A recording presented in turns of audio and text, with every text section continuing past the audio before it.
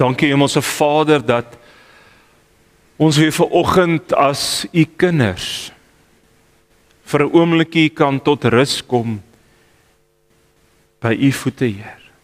Here, U weet ons leef in 'n gejaagde wêreld met so baie goed wat ons aandag en ons tyd in beslag neem. Here, en ons het nodig om meer kere tot rus by U te kom. Here, en dankie dat ons vanoggend weer ook op 'n spesiale, unieke manier in U teenwoordigheid mag wees. Here, ons kom bid hier waar ons vanoggend oor so 'n integrale deel van kind wees gaan praat, so 'n belangrike ding. Dat U asseblief met ons elkeen sal kom praat deur die woord. Dat U ons elkeen geestelik sal kom voed vanuit die woord. Here, en ons kom bid en vra dat U vir ons ook hier waar ons in U teenwoordigheid is, ook weer sal krag gee vir die week wat voorlê. En dat ons sal krag kry om voluit vir U te leef, elke dag van ons lewens. Here, kom seën asseblief ons saam wees vanoggend. Amen.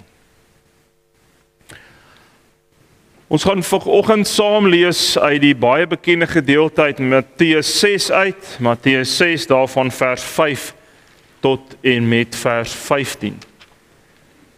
Matteus 6 van vers 5 tot en met vers 15.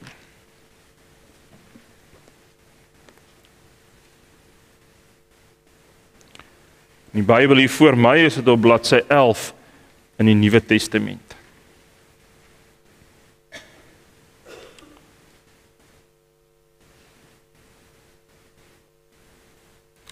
Reg, ek begin vir ons saam lees daarvan vers 5 af. Verder, as julle bid, moet julle nie soos die skynheiliges wees nie.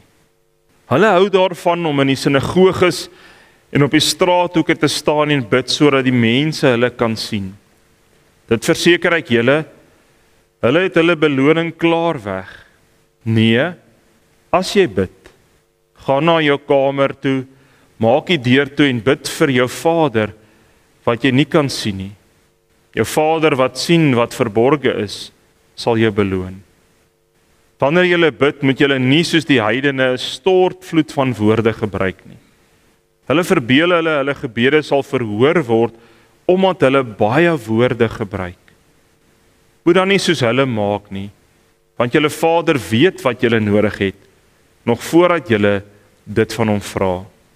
So moet julle bid. Ons Vader wat in die hemel is, laat U naam geheilig word. Laat U koninkryk kom, laat U wil ook op die aarde geskied, net soos in die hemel. Gee ons vandag ons daaglikse brood en vergeef ons oortredings, soos ons ook die vergewe wat teen ons oortree. En laat ons nie in die versoeking kom nie, maar verlos ons van die bose. As julle ander mense hulle oortredinge vergewe, sal julle hemelse Vader julle ook vergewe. Maar as julle ander mense nie vergewe nie, sal julle Vader julle ook nie julle oortredings vergewe nie. Ek lees vir ons tot sover. Verhoudings is vir God van kardinale belang. God is 'n verhoudingswese en God staan in verhouding met sy hele skepping. Ons weet dat nadat God geskep het, het God hom nie onttrek van sy skepping nie. God is die heeltyd besig en aktief besig in sy skepping. En God wil graag in verhouding met sy hele skepping staan. Maar in besonder wil God in verhouding met ons staan, want God het ons geskep as die kroon van sy skepping. Hy het ons geskep na sy beeld en daarom is dit vir God belangrik dat ons in verhouding met hom sal leef. En dan weet ons natuurlik vir enige verhouding om gesond te moet wees, moet daar effektiewe kommunikasie wees. As daar geen kommunikasie is nie of daar's gebrekkige kommunikasie in enige verhouding, dan maak dit dat daai verhouding nie so gesond is soos wat dit behoort te wees nie. En baie keer is daar geen kommunikasie in 'n verhouding, is die loop daai verhouding dood. Of as daar gebrekkige kommunikasie is, dan bly daai verhouding baie keer baie oppervlakkig en groei daai verhouding nie tot 'n betere diepte nie. Daarom lees ons van die heel begin af, daar in Genesis lees ons, dat wat het God gedoen? Nadat hy geskep het, het hy in die aand in die tuin van Eden gaan wandel. Hy het in die tuin van Eden gaan stap. Hoekom? Want hy wil kommunikeer met sy skepping. Hy wil in sy skepping teenwoordig wees. En in besonder wil hy met Adam en Eva kommunikeer en met Adam en Eva praat. En ek dink ons almal weet dan wat gebeur toe die sonde gebeur en hulle sonde doen. Toe maak dit nie net skade aan hulle verhouding met God nie, maar dit maak ook skade aan die kommunikasie wat plaasvind tussen God en mens. Maar God wil met ons elkeen kommunikeer. En daarom sien ons dat al het sonde kom skade maak aan die kommunikasie tussen God en mens, het God voortdurend bly uitreik na die mens en bly kommunikeer met die mens. Ons sien dit reg deur die Ou Testament. Die Here gebruik verskillende mense, hy gebruik die aartsvaders om te kommunikeer. Hy gebruik rigters op 'n stadium. Die Here gebruik die profete, die priesters, die konings. Die heeltyd is God besig om uit te reik na die mens toe, om met die mens te kommunikeer, met ons te praat en gesprek met ons te tree, sodat die verhouding weer kan gesond en beter raak. En natuurlik die hoogtepunt van God se kommunikasie na ons as mens toe, is die feit dat hy sy seun Jesus Christus aarde toe gestuur het, dat sy seun fisies hier op aarde kom leef het, fisies hier waar sy mense fisies die voorreg kon hê om met hom te praat, met hom te gesels, uit sy eie mond te hoor wat hy leer, ook vir elkeen van ons. Maar meer nog, Jesus het ook die voorbeeld kom stel. En daarom sien ons dat toe Jesus sterf, dan skeur die voorhangsel oop van die allerheiligste. Simbolies daarvan om te sê, maar ek en jy het op grond van Jesus se verlossingswerk nou vrye toegang, onbeperkte, direkte, vrye toegang tot die Vader. En ek dink nie ons besef altyd wat 'n wonderlike voorreg is dit nie. Wat 'n voorreg is dit dat ek en jy enige tyd onbelemmerd, onbeperk toegang het tot die Skepper God wat alles gemaak het, die enigste ware God. Het ons onbeperkte toegang toe. Toe Jesus Christus hier op aarde was, het hy dan ook vir ons riglyne gegee oor hoe om met die Vader te kommunikeer.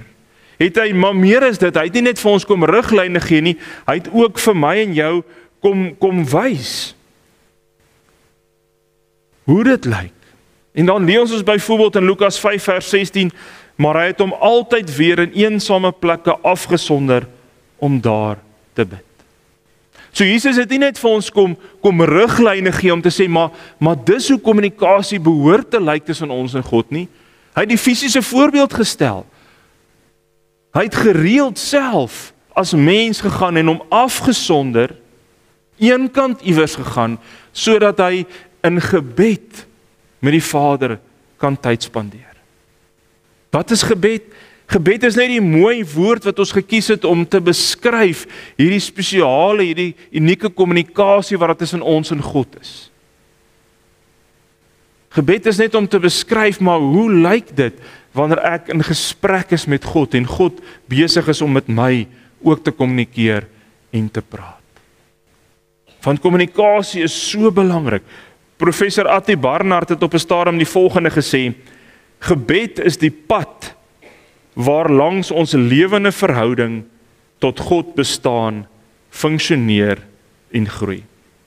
So hoor mooi weer wat het Prof Atti Barnard gesê, gebed is die pad waar langs ons lewende verhouding met God bestaan, funksioneer en groei.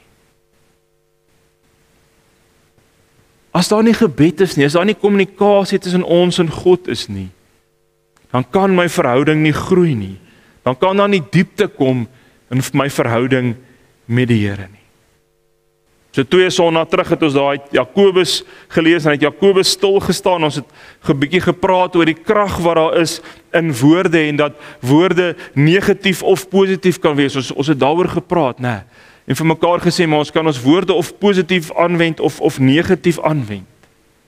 En die plek waar ons woorde waarskynlik die meeste krag het, is juis wanneer ons in gebed verkeer en besig is om te bid tot die Vader toe.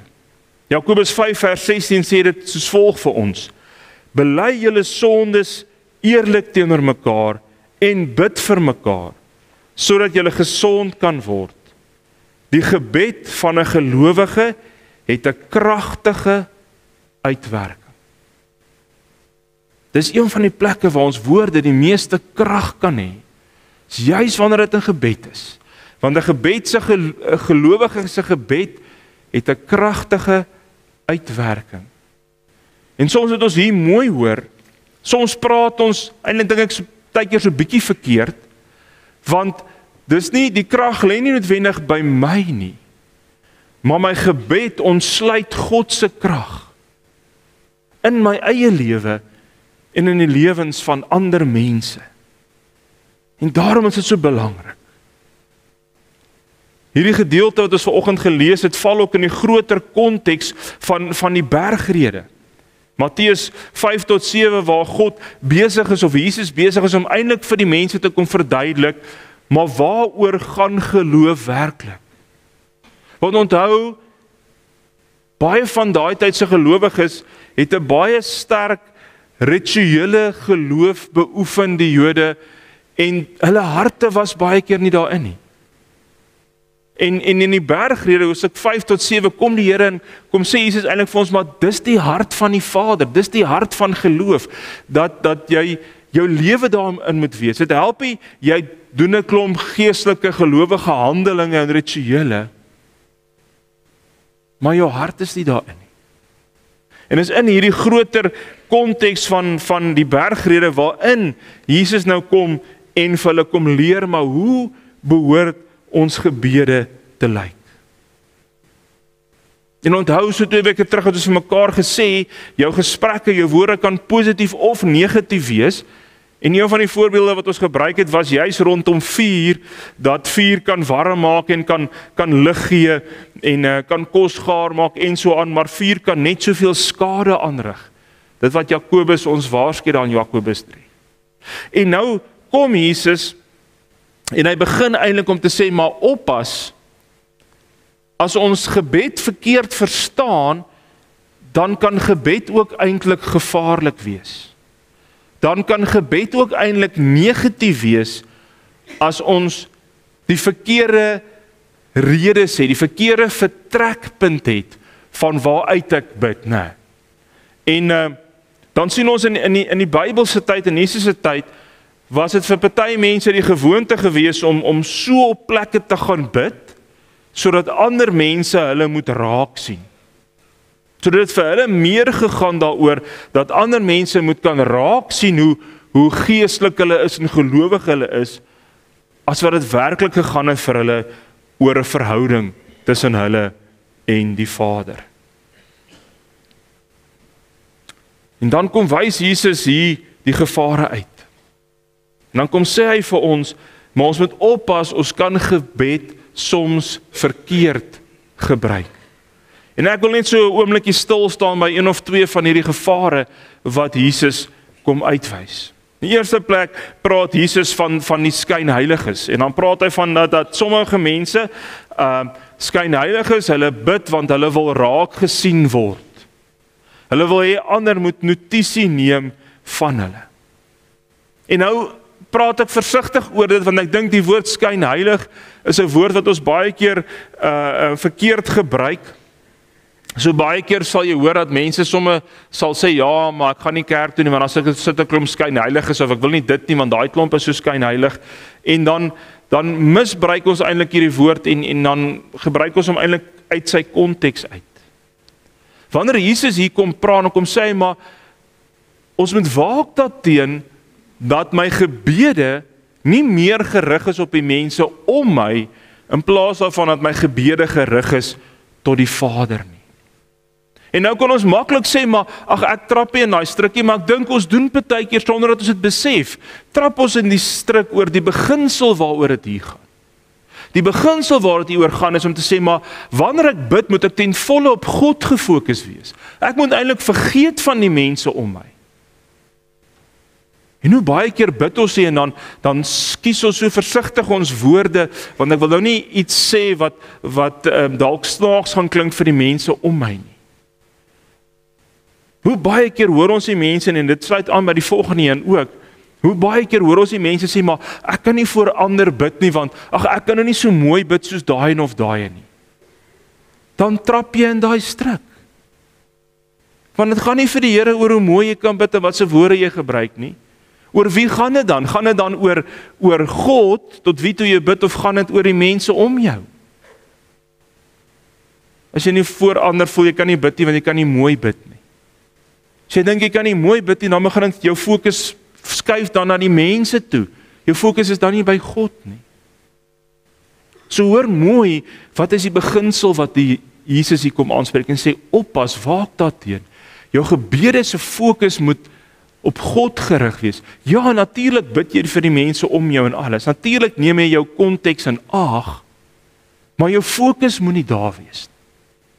En dan kom hy by die volgende punt, en dan die volgende een wat hy aanspreek, en sê, maar oppas, moenie soos die heidene maak, en 'n stortvloed van woorde gebruik. En as ons mooi verder al lees, dan sê Jesus daar, maar wat doen hulle baie keer? Hulle dink, as ek net genoeg woorde gebruik, mooi genoeg woorde gebruik, dan kan ek as te ware God manipuleer om te doen dit wat ek wil hê hy moet doen. As ek net genoeg aanhou, amper soos 'n kind wat die hele tyd by hulle ouers neel tot die ouers na sê, ag okay, dis reg, jy kan dit maar kry of jy kan maar so maak, nee. Dan kom waarsku Jesus sê, maar oppas dat ons nie ons gebede wil gebruik om God as te ware te probeer manipuleer nie. Want dis nie die doel van gebed nie. Die doel van gebed is nie om vir God, met alle respek te sê, te wil voorskryf wat God moet doen en hoe hy dit moet doen nie. En daarteen moet ons ook waarsku. Moet ons ook teen waak. Ons moet waak daarteen dat ons gebede nie naand so raak dat ons eintlik probeer om vir God voor te skryf of God wil probeer manipuleer om goed te doen soos wat ek wil hê die Here dit moet doen nie. Doel van gebed is nie dat God sy planne moet verander nie, maar is juist sodat ek kan verander en sodat ek meer kan word dit wat die Here wil hê ek moet wees. Gebed help juist my om my karakter te vorm, om my te verander. Dis nie ten doel om God te verander nie. En dis juist daar waar die krag lê, dis juist daar waar daai krag lê wat Jakobus 5 van praat, dat die gebed van 'n gelowige 'n kragtige uitwerking. Waar is daai uitwerking? Onder andere in jou eie lewe. Want gebed verander jou lewe, vernuwe jou lewe, vernuwe ander mense se lewens. William Barclay het die volgende gesê: gebed is nie 'n manier om God te gebruik nie. Dit is 'n oopstel van onsself sodat God ons kan gebruik. Dit kan een van ons grootste foute in gebed wees as ons te veel praat en te min luister. As gebed sy hoogste sport bereik, wag ons in stilte om God se stem te hoor. Gebed moenie net 'n eenrigting verkeer wees, ek wat heeltyd alles vir die Here sê wat ek vir hom wil sê, maar ek gee nie tyd in my gebed waar God ook met my kan praat, deur sy woord en deur my gedagtes en so meer nie.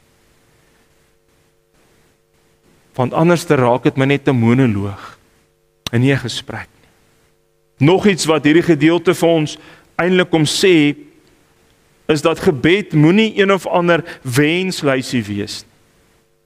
Gebed moenie net gereduseer word tot waar ek net kom en bid en al my behoeftes vir die Here kom sê nie. Daarom sê Jesus hier in vers 8, maar die Here weet alles wat julle nodig het. So jou gebed moenie net gereduseer word tot, Here, ek het dit nodig en dit nodig en dit nodig. So asof ons amper 'n inkopieslys vir die Here gee om te sê, Here, maar dis al my behoeftes en dis die goed wat U graag in alles vir my moet voorsien. Ja, natuurlik wil die Here hê, ons moet alles vir hom gee. Maar my gebed mag nie net uit dit bestaan nie. Want dan raak my gebed baie oppervlakkig. As dit elke keer maar net my behoefte, my wenslysie is wat ek vir die Here gee. En as ons mooi daaroor dink, dan raak ons gebede eintlik baie selfsugtig. Want dan gaan dit op 'n ander dag net oor jou en jou behoeftes. Deel van kommunikasie in enige verhouding is sodat jy die ander persoon beter kan leer ken. Hoe meer jy met iemand kommunikeer, hoe beter leer jy hulle ken, hoe beter hoor jy hulle hart, hoe beter verstaan jy hulle. En dis een van die hoofredes vir gebed, is vir ons verhouding met die Vader, sodat ons die Vader se hart kan hoor en die Vader beter kan leer ken en beter kan hoor, maar wat is die Here se wil van my lewe en hoe wil die Here hê moet ek leef? En nog iets wat ons hier in raak lees vanoggend, nog 'n gevaar is dat ons moet waak daarteen en oppas vir valse gerusheid.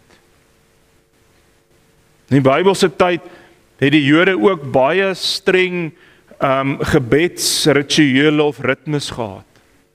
Hulle moes op sekere tye van die dag bid en hulle het ook soms sekere rympies gehad wat hulle moes opsê. Die gevaar kom dat ons gebedslewe verval tot net 'n roetine, net tot iets wat ek maar moet doen. Ek moet bid, die Here vra dit van my en nou bid ek maar, en dan baie keer verval dit tot bepaalde rympies. Het jy al gedink, hoe lank sal jou verhouding met jou man of jou vrou of jou kinders hou, as jy net elke keer presies dieselfde woorde vir hulle sê? Elke keer dieselfde woorde en dieselfde volgorde. Want dan raak dit maar net 'n ritueel. Gewoonte is nie sleg nie, rituele is nie sleg nie, maar die gevaar kom dat dit kan verval tot net 'n ritueel of 'n gewoonte. En daarom moet ons mooi daaroor gaan dink, maar hoe lyk my gebede? Want dis deel van wat Jesus hier kom waarsku. Oppas om 'n valse gerusheid te hê, want jy sê nou maar hierdie gebede op, maar dit gebeur so outomaties, jy hoor eintlik nie eers meer self wat jy bid nie. Jy sê maar net dieselfde rympie oor en oor op. Want dan sit nie meer 'n verhouding nie. Dan sit maar net woorde, resitasies wat ek en jy opsê.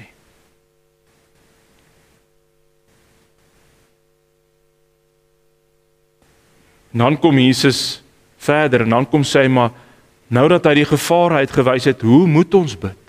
Hoe behoort gebed dan te lyk?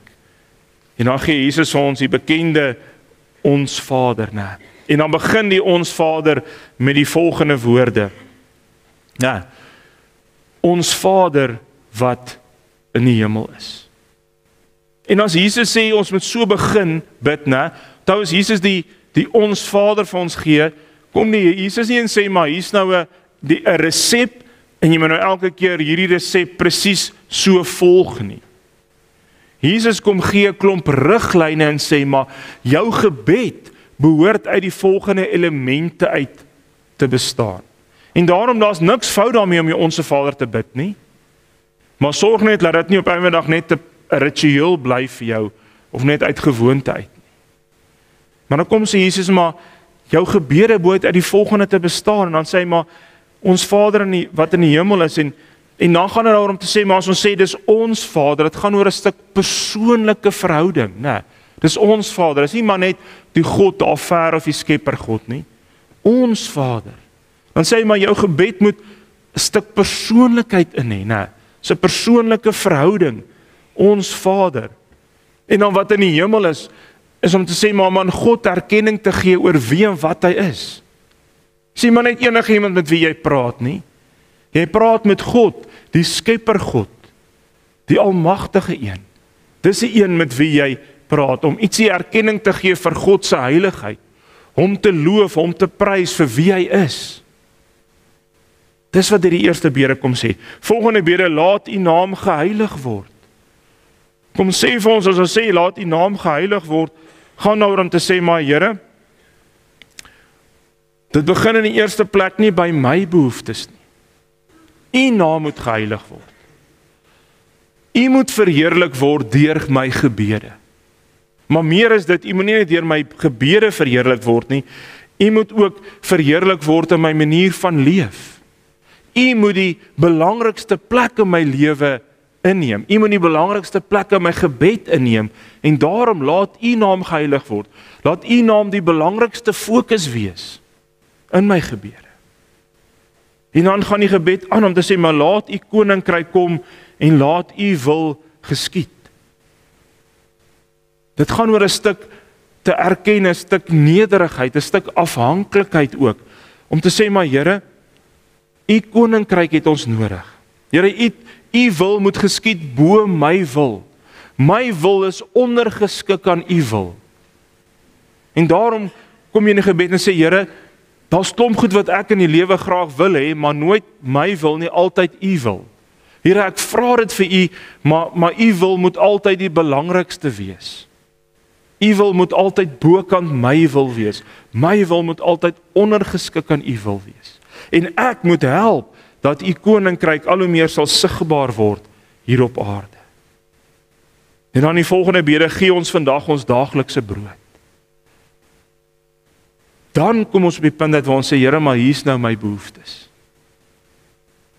Here, dis die goed wat ek nodig het. Hier is die goed wat ek mee worstel. Hier is die goed wat ek mee stoei in die lewe. Hier is die goed wat ek graag wil hê, u my mee moet help, Here. En dan bring ons ook al daai goed na die Here toe. En dan vertrou ons die Here ook dat hy vir ons sal gee vir dit wat ons nodig het. En dan vergeef ons skulde soos ons ook die vergewe, wat teen ons skuldig is en teen ons gesondig het. Dan kom hy en sê, Here, maar ek besef, ek is so vol sonde, ek doen so baie keer goed verkeerd, ek tree so baie keer op soos wat u nie wil ek moet optree nie. En daarom, Here, kom vergewe my. Maar Here, help my ook om ander te kan vergewe. Want as ek van u verwag om my te vergewe, moet ek ook ander kan vergewe. En daarom is deel van gebed ook, om in jou gebed vir die Here te sê, Here, maar ek vergewe myself, en ek vergewe ander, en wie ook al jy by die naam moet noem, wie jy nodig het om te vergewe. En dan lei ons nie in die versoeking nie, maar verlos ons van die bose. En dan erken ons daarmee, Here, ons is swak. Ons faal gereeld, Here. Ons het u nodig om ons te help. Ons het u krag nodig, u genade nodig, u liefde nodig, om standvastig te kan bly in hierdie lewe. Want anders gaan ons val vir die versoekings. Ons moet in u krag staan om te keer dat ek nie val vir versoekings. En dan erken ons daarmee, ons het Here Jesus Christus se verlossingswerk in ons lewe nodig. Net hy kan ons verlos van die bose. Net hy kan die oorwinning vir ons behaal. Niemand anders kan nie. So wat is die kern waaroor dit gaan? Dit gaan in die Onse Vader daaroor om te sê, maar ons gebed moet deel wees van my verhouding met die Here as ek bid. Ons moet waak daarteen, Jesus se doel was nie dat die Onse Vader nou net nog 'n resepie moet word wat ek slaafs elke keer bid nie. Jesus se doel was om dit vir ons as 'n voorbeeld te gee, om te sê, maar dis die elemente waaruit jou gebede behoort te bestaan. Sodat jy in 'n gesonde verhouding met die Vader kan leef. As ek maar 'n eenvoudige, vinnige voorbeeld kan gebruik, ons almal het dit al beleef. Jy het vriende met wie jy goed bevriend is, wat jy in Nelspruit bly, en dan trek hulle om 'n rede iewers anders heen. Nee, jou vriende verhuis. En dan het julle die beste voornemens om goeie vriende te bly, en julle gaan kontak hou, en julle sê al julle goed van mekaar, en dan gebeur die lewe, en die lewe raak besig, en aanvanklik kontak julle mekaar baie, en dan raak dit al hoe minder, en al hoe minder, en al hoe minder, en al hoe minder, en eventueel, dan is daai vriende eintlik maar net kennisse. Dit is eintlik nie meer heeltemal vriende nie, want daar's nie regtig meer kommunikasie nie. Weet nie regtig meer wat in mekaar se lewens aangaan. En dis die gevaar wat met my en jou kan gebeur. As ek nie genoeg erns maak met gebed nie, as ek nie genoeg erns maak om te sê, maar ek moet daagliks in gesprek met die Here verkeer nie, dan begin ons al hoe verder wegdryf van ons verhouding met die Here vervlou al hoe meer. Daarom het Oswald Chambers gesê, die betekenis van gebed as dit ons by God uitbring, en nie noodwendig by antwoorde nie. Gebed se doel is om my verhouding met die Here sterker te maak. Die doel is om by God uit te kom, te groei in my verhouding met hom. Die doel in die eerste plek is nie dat die Here vir my al die antwoorde kan gee wat ek noodwendig nodig het of wil hê nie. Jesus leer ons bid, nie so slawe wat uit vrees uitbid nie. Maar Jesus leer ons om te bid soos kinders wat vertrou op hulle Vader. Jesus kom leer ons nie om te bid om God te probeer oorreed nie, maar leer ons om te bid wanneer is 'n ontmoeting met die Here. Jesus kom leer ons om te bid, om te sê, maar ons moet daar ons harte oopmaak vir die Here. En oopmaak vir die Here sodat hy in ons lewens kan kom werk.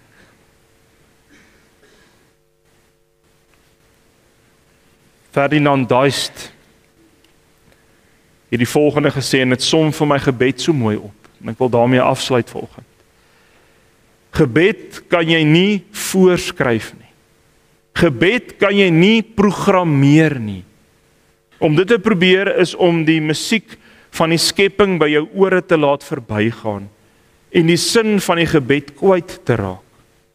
Om te kan bid vra gemeensaamheid met God, vrymoedigheid teenoor God. Dit vra om God as jou Vader te aanvaar, 'n God wat vir jou is, nie teen jou nie. Daarom kan jy met alles, jou vreugde en jou leed, jou angs en jou blydskap, met elke kleinigheid voor hom gaan staan, in die wete dat God daar is en omgee. Som dit vir my so mooi op. Kom ons gaan dink elkeen weer baie mooi daaroor. Oor hoe lyk my gebedslewe? Is daar dalk van die gevare waarin ek beland het en getrap het? En as jy het, bely dit voor die Vader en verander jou manier van gebed hou. Nee, bid soos wat die Here van ons vra en Jesus ons kom leer het. Dit is so 'n groot voorreg. Gebed moet nie vir jou voel soos iets wat 'n plig is nie. Gebed moet vir jou iets wees om te sê, maar watter wonderlike voorreg het ek nie? Om onbelemmerd, ongestoord, onbeperk met die Skepper Vader te kan praat. Daar's geen beperking aan die hoeveelheid tyd wat jy saam met hom kan spandeer nie. Daar's geen beperking aan die hoeveelheid woorde wat jy met hom kan gesels nie. Dit is so 'n voorreg. Ek dink ons vergeet baie keer hoe groot hierdie voorreg is. Ons gebruik hierdie voorreg net baie keer te min. So kom ons leer weer uit dit wat Jesus ons kom leer het. Ons sê dis deel van God se hart dat hy in 'n verhouding met jou wil leef. En daai verhouding kan net gesond wees as jou gebedslewe gesond is en jy erns maak met jou gebede. Kom ons sit net so en dan bid ek vir ons. Dankie Hemelse Vader dat U deur die hele geskiedenis van die Bybel so graag met ons as mense in 'n verhouding wil staan en dat U op so baie maniere met ons kommunikeer. En dankie Here Jesus Christus dat U aarde toe gekom het en die kommunikasiekanale weer kom oopmaak tussen ons en die Vader. Dankie dat U vir ons, Here Jesus, die voorreg kom gee dat ons nou onbeperk en ongestoord met die Vader kan praat deur gebed. Maar Here, ons wil ook vanoggend kom bely en sê, Here, ons maak baie keer so min gebruik van hierdie voorreg.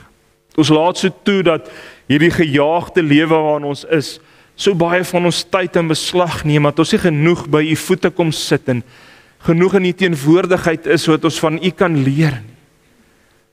Ons laat nie genoeg toe dat die kragtige uitwerking van gebed ook in my lewe sigbaar word nie.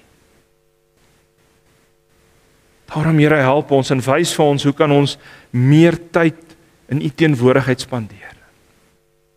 Here, gee dat ons hele manier van leef eintlik 'n gebed sal wees, dat ons eintlik ons hele lewe so sal leef dat ons reg deur die hele dag eintlik kort in gesprek met U is en kort met U praat. Sodat U ook al hoe meer die bepalende faktor in my lewe kan word. Help Here dat ons sal vrykom van die idee van dat ons moet mooi kan bid voor ons vir ander kan bid. Help dat ons kan vrykom van die wonder oor wat dink ander van my. Help dat ons die vrymoedigheid sal hê om voor ander te kan bid en tot U te kan nader, Here. Sonder om te wonder wat anders van my sê. Help dat ons gebede regtig vanuit ons hart uit sal kom. Nie net ons sal fokus net op 'n klomp mooi woorde wat partykeer maar leefwoorde is nie.